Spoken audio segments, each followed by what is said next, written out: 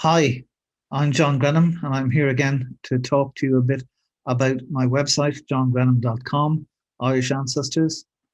And in this video, I'm going to talk about some of the maps that you see when you put a surname into this page, the home page you see in front of you. So I'm just going to pick the surname Doherty this time. You enter, and there we have, and as you see on the left, first of all, you have the mid-19th century map showing that there are lots and lots of Dohertys in North Donegal. You see those deep blue circles. But it's some of the other maps I'm going to talk about in the middle column here, over here. Specifically, I'm going to talk about the 1901 and 1911 census maps. Okay, so if we click on one, you get a Google map showing Doherty households by number within individual district electoral divisions. Now, I'll say something more about what those district electoral divisions are in a few moments. The important thing at the moment is, as you can see, first of all, the predominance of the surname in North Donegal is even more pronounced in 1901. How can you use this map? Well, apart from marveling at the wonderful fertility of the Dohertys, you can also click on the markers and go to the original records so that you can see them. So you can zoom in, Control and plus, and there we go. We zoom in and let's pick here. So there are 19 Doherty households in Lacan North DED, that's in North Mayo. You click on the link in the marker, and there you go to them, the 19 Dohertys in Lacan North DED. Then this is on the National Archives Census website, and you can go from the link here to the full household. That's the full household. You can display all the information, but of course that's not good enough for you. You have to look at the original, and here is the original, and you can see here they're all here, the mother and father speaking Irish and English, and the children only speaking English. Again, as in lots of areas of rural Ireland, you can actually see the tide going out for the Gaelic language, for the Irish language in 1901. And down here at the bottom, Michael X. Doherty. So that tells you he was illiterate, and as you can see here in the education, cannot read or write. So the name was signed for him by by Samuel Pringle, the enumerator, the local constable.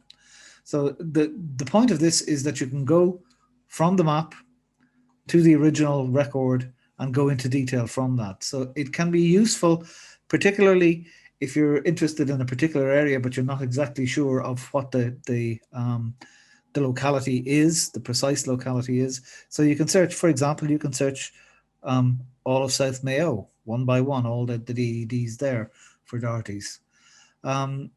So what exactly is this district electoral division? Let's look at this again. If you look at the search form here on the census site, you can search by lots and lots of things. Actually, one of the wonderful things is that you can search. Let me go back. Another one, you can search by pretty much everything that appears on the form. We're just searching for the Doherty households in Lacan North, and you can see I've put Lacan North in quotation marks in that box there. The rest of them are pretty much self-explanatory. Specified illnesses, you have, this is a testament to just how powerful eugenics was amongst statisticians in the early 20th century. Deaf, dumb, blind, idiot, imbecile, lunatic. They were testing the quality of the population stock for breeding, basically. Anyway, that's by the by, but the rest of it is self-explanatory, except for the DED. County, townland, street, age, sex, and so on. DED stands for District Electoral Division. These were small constituency areas that were treated as units for the purposes of elections. Initially for elections to the boards of poor law unions, and then eventually to local municipalities, and by 1919, when the right to vote became universal, to the Dáil and the local authorities. So district electoral divisions. There is one site that's worth remembering if you're interested in seeing exactly what size the district electoral divisions are, and how they abut each other, and it's this one, loganham.ie. Loganham is the Gaelic, the Irish, for place name. And on this site is the only map I've ever seen that includes district electoral divisions. It's here under Resources, Toponymy Resources, Boundaries, down the left. So you have, let's see, northwest boundaries. That would include what we were just looking at there, Lacan North. And you can come in here into, there you see Lacan North, the district electoral division. And you can see there's Lacan South, Ballycastle, Kilfean. So you have all the names of the district electoral divisions beside each other there. An interesting fact is that in rural Ireland, still, these are the divisions still used for elections. And they don't form part of the geographic consciousness here in Ireland, because they were created to cover the same amount of property, same value of property. So because the right to vote was dependent on property, so a vote represented a certain amount of property, and the areas as divided up had to each have an equivalent value of property in them, which meant they ignored rivers and parish boundaries and townlands. No, but so they're not natural geographic divisions in any shape or form. Okay, the 1901. You can see, as well as the map, in the central column, there's a list, alphabetical by county, of the district electoral divisions and the households. So if we go down all the way right down to Mayo, some of these, for popular surnames, you can see some of these go a long way down. Let's go down to Mayo. And again, this provides the same functionality as the map. So Mayo, Lacan North, 19, the number of households, and there you get back to the same place again. Okay. The second of the maps is the 1911 heads of household. And again, Doherty in the 1911 census. And you can see again the distributions. One of the things, as you get more fine-grained, as you zoom in, you can see there's a swathe of Dohertys there, North Roscommon, South Mayo, down the coast of Clare, deep in mid-Tipperary. So as well as the outstanding homeland up there in North Donegal in the Inishowen Peninsula, you get these clusters elsewhere as well. Again, the 1901, you can click on the marker, Lacan North, and now there are only 14. And you can see 1 to 10 of 14. So there are 14 there. And once again, you're taken to the National Archives census website. You can click on the head of household. You get the list of all the householders. You get all the information, and you get the original return. And this time, okay, Martin X. Doherty cannot read, still illiterate.